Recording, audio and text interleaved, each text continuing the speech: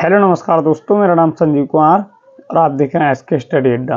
तो दोस्तों, आज की वीडियो हम बात करने वाले हैं एक और सवाल की, जिस पे हम पिछले वीडियो में भी बात कर चुके हैं ऐसे सवालों की। तो आज का सवाल हमारे पास होगा कि 60 मीटर ऊंची मीनार से मकान के आधार के उन्नयन कोण 60 डिग्री तथा मकान के शिखर का उन्नयन कोण 45 डिग्री हो तो मकान की ऊंचाई और मीनार से मकान की दूरी ज्ञात कीजिए। आज अगर आपने इस सवाल के लिए सीख लिया तो बोर्ड में 100% इस प्रकार का सवाल आपके लिए मिलेगा। और ये जो सवाल होता है वो 6 अंकों में आता है। बोर्ड के पेपर में 6 अंकों में ये सवाल आता है। तो बहुत ही अच्छी तरीके से आपके लिए ध्यान से देखना है वीडियो के लिए। वीडियो अच्छी लगी तो अपने दोस्तों के साथ शेयर करें और कमेंट बॉक्स में लिखिए कि हमारी वीडियो आपके लिए कैसी लगी। तो चलिए दोस्तों, ज़्यादा समय न लेते वीडियो करते स्टार्ट। हमारे पास है 60 मीटर ऊंचे मीनार। तो पहले क्या करेंगे, हम 60 मीटर ऊंचे एक मीनार बनाएंगे। तो हम क्या करें, एक लाइन ये खींच दी हमने 45 डिग्री। कितने डिग्री का? तो ये वाला कोण जो वो 45 डिग्री का है। तो दोस्तों, इसकी मीनार की जो ऊंचाई है वो कितनी, 60 है। तो यहाँ से यहाँ तक की हमारी मीनार है, तो इसकी ऊंचाई ये वाली जो पूरी हो जाएगी वो हो जाएगी 60 मीटर। अब करना क्या है हमारे लिए, ये दूरी भी याद करनी है, यहाँ से ए से लेकर बी तक की दूरी, और हमारे लिए ये डी और सी के बीच की भी दूरी याद करनी है। डी और सी के बीच की दूरी।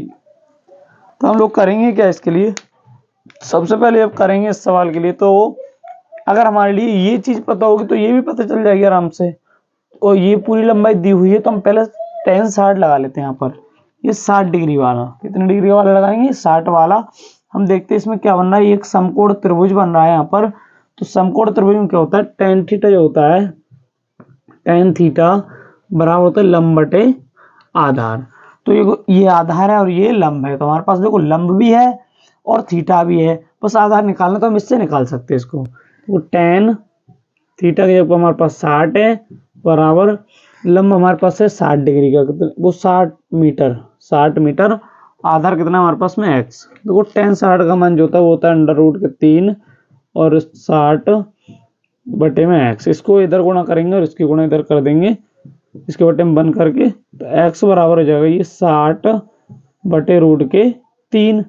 x बराबर ये 60 जो है इसको लिख सकते हैं 20 गुणा √3 गुणा √3। देखो 3 जो होता है 3, इस 3 के लिए हम √3 गुणा √3 लिख सकते हैं, क्योंकि 3 3 9 और रूट के अंदर जब 9 होगा तो वो 3 का होता है क्या, वर्ग होता है, 3 का वर्ग। इसलिए हम 3 को लिख सकते हैं सर। बटे में हमारे पास कितना है, √3। 3 से 3 हो जाएगा खत्म, तो x बराबर हमारे पास में बचेगा 20 √3। 20 √3। इसका हम करेंगे क्या, अगर इसका आप मान रखना चाहे तो मान भी रख सकते हैं √3 का। तो 20 गुणा 1.732, 20 गुणा 1.732। जो इसकी करेंगे गुणा तो हमारे पास ये आ जाएगा 2 दूनी 4 और 3 दूनी 6 और 7 दूनी 14 हो जाएगा हमारे पास में। और 2 एकम 2 और एक हासिल वाला हमारे पास 3। 2 के बाद हो जाएगा पॉइंट, तो हमारे पास आ चुका 34.64 मीटर। ये क्या आ चुका है, x। इसका मतलब ये आधार आ चुका है इसका हमारे पास, कि a और b के बीच की दूरी हमारे पास में आ चुकी 34.64 मीटर।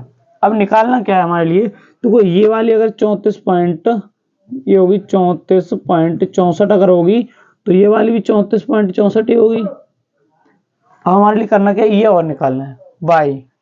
तो हम इसमें भी क्या लगाएंगे, tan का सूत्र लगा देंगे कि tan थीटा बराबर, tan थीटा कितना 45 है, और बराबर हमारे पास में कितना हो जाएगा ये y बटे 34.64। इसका मान होता है 1, तो इसकी जब गुणा y बटे में हो जाएगा 34.64। y बराबर हमारे पास हो जाएगा 34.64। तो इस प्रकार हमारी ये जो ऊंचाई आगे निकल के, यहाँ से आधार से ऊपर की ऊंचाई आगे निकल के, लेकिन हमारे निकालना किसके, मकान की ऊंचाई। तो हम क्या करेंगे, 60 वाले में से इसको घटा देंगे, तो यहाँ तक की जब निकल चुकी है तो 60 वाले जो घटाएंगे तो यही निकल के आ जाएगी यहाँ तक की दूरी। तो क्या करेंगे, ये हमारे पास में होगा मकान की ऊंचाई। मकान की ऊंचाई होगी वो होगी 60 माइनस के 34.64। ये जो निकल के आगे हमारे पास में ये हो जाएगा 25.36 निकल के ये हो गया हमारे पास में मकान की ऊंचाई। तो आशा करता हूं दोस्तों कि आपके ये सवाल बहुत ही अच्छी तरीके से समझ में आया होगा।